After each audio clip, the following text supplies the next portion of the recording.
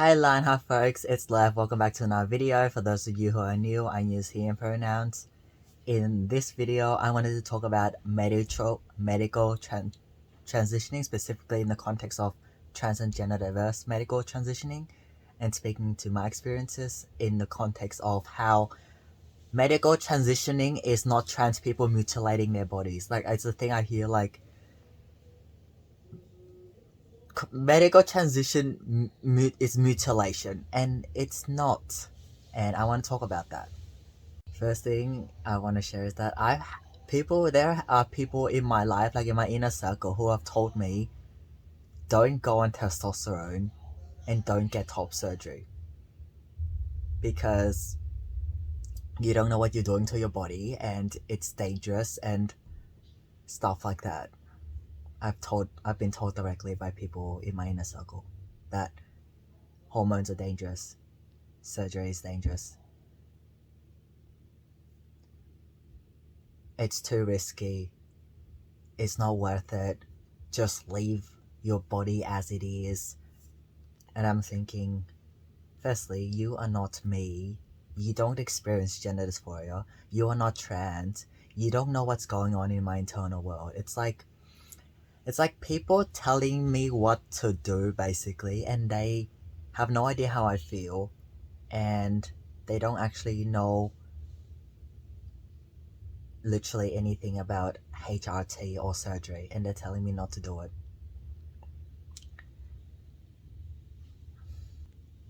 The reality is that, I don't just go to my doctor and be like, give me testosterone. They give me 100 vials of testosterone. I inject a vial every day. Like, it doesn't work like that. It's safe. I'm gonna start by talking about hormone specific. In my experience, I'm on testosterone.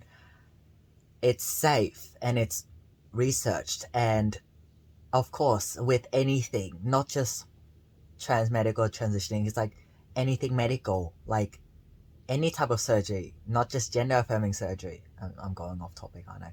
Anyway, I'll start with hormones. Like, hormones, it's safe when used like in appropriate doses and monitored by medical professionals. I'm not out here self-administering testosterone on myself. That is dangerous. But medically, like supervised basically by medical professionals, it's not dangerous. And I know what the risks are. Like, there's risks to everything. It's not just testosterone. I should also point out that some cisgender people take hormones. Like, some cisgender women take hormones. Some cisgender women take estrogen. Some cisgender men take testosterone because of like medical complications where they can't produce enough hormones naturally. Cis people also take hormones. But how many people have problems with cisgender people taking hormones? Insert crickets chirping, because it's not a problem, because, oh, I wonder why. Because these people are cisgender. But when it comes to trans people taking hormones, oh my god, mutilation, and don't do it. And it's because we're trans. That's literally the only thing. And moving on to just touch on surgery too. Cisgender people do surgery all the time. Not necessarily gender affirming surgery, but people get nose jobs, lip jobs, eye job, butt job, boob job. Cis people do surgery all the time. Like, they get surgery all the time. And it's not like necessarily like for medical reasons either, just like cosmetic surgery. But when it comes to trans people getting gender affirming surgery, whether it be top surgery or bottom surgery, 10 million loopholes. 10 million loopholes. Trans gatekeeping, having to prove that we're trans, doing psychological assessments, all of this stuff because we are trans. And cis people get surgery all the time, and cis people don't get shit on in general, generally speaking, shit on for wanting surgery. And going back to HRT in defense of the arguments of hormones are dangerous and it does bad to your body and whatever, people fucking binge drink on the weekends everywhere. People get drunk, drink a lot, people smoke, people eat junk food. Do we know what's in junk food? What is in junk food? How that's affect our bodies? People take medication for different reasons. That's putting stuff into our bodies too. Medication, junk food, alcohol, smoking, vaping, fucking everything. Like, and those things are like accepted in society. Whereas, once again, trans people going on hormones is like, oh shit, no, we cannot allow that.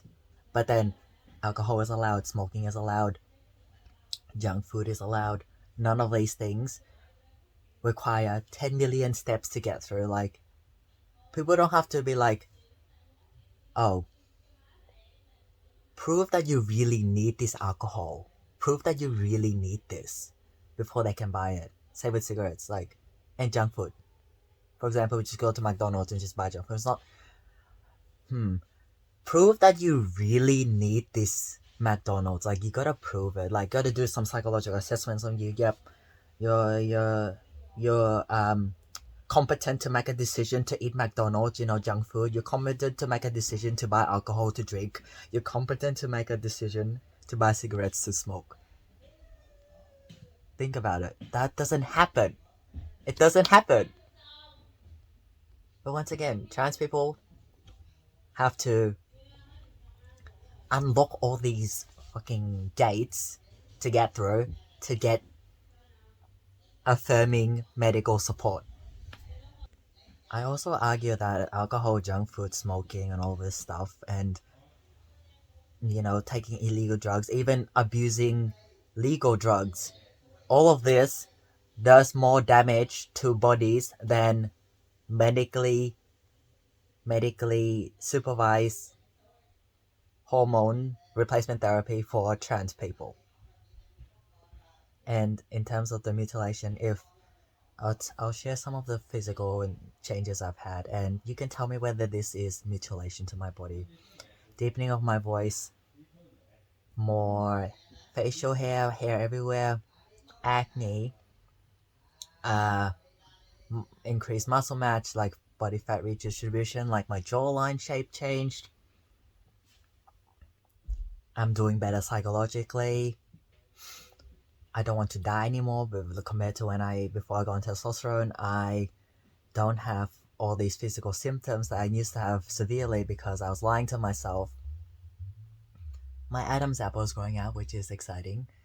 I don't know if any of this sounds like me mutilating my body. I've been on testosterone since January 2021, and if I was really mutilating my body, then I probably would be in hospital, ER, for mutilate my body with hormones, testosterone, or I would be dead right now. So I don't see how any of this is mutilating my body. It's actually saved me. It made my well-being a lot better. No mutilation here. As for surgery, I have top surgery in October 2022 this year. And of course, there are risks that come with surgery. And I've been informed of these risks. There are risks. There's risks to every surgery, not just gender-affirming surgery for trans people. There's risks to every surgery. There's risks to everything. Actually, there's not just risks to surgery. There's risks to everything, including like all the stuff I mentioned before about drinking, excessively smoking and stuff. There's risks to everything. And in terms of surgery, I know there's risks. But that's like an informed decision I made. And I choose to go through with. No one's coercing me to get surgery. Yet there's like, again, 10 million assessments to be done, a lot of hoops to jump through because I have to prove that I have well documented persistent gender dysphoria, and prove that I'm trans essentially, and prove that this is something I'm psychologically competent enough to make a decision about before I can actually get it. Another little imagination thing exercise I have is, imagine you were really, really sick, like you kept throwing up, you keep throwing up, and you keep feeling nauseous, and then you go to the doctor the next day, and they're like, prove that you have nausea. You gotta prove that you have nausea. You gotta prove that you throw it up. You gotta prove that you're actually unwell before I give you this medication. You have to prove all these things, and you gotta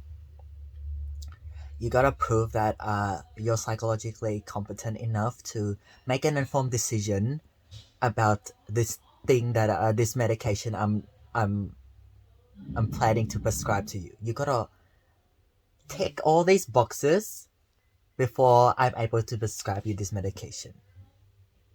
Does that happen? No, it does not.